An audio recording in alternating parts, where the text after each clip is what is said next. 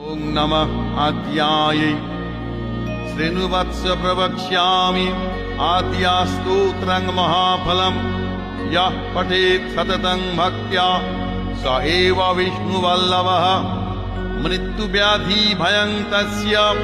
नास्ति किञ्चित् खलु युगे अपुत्रा लभते पुत्रं त्रिपक्षं श्रवणं यदि द्वौ मासौ बन्धनान् मुक्तिर्विप्रवक्त्रात् श्रुतं यदि मृतवत्सा जीववत्सा षण्मासं श्रवणं यदि नौकायां संकटे युद्धे पतनात् जयमाप्नुयात् लिखित्वा स्थापयेत् गेहे नाग्निचोरभयं क्वचित् राजस्थाने जैनीत्यां प्रसन्नाः सर्वदेवता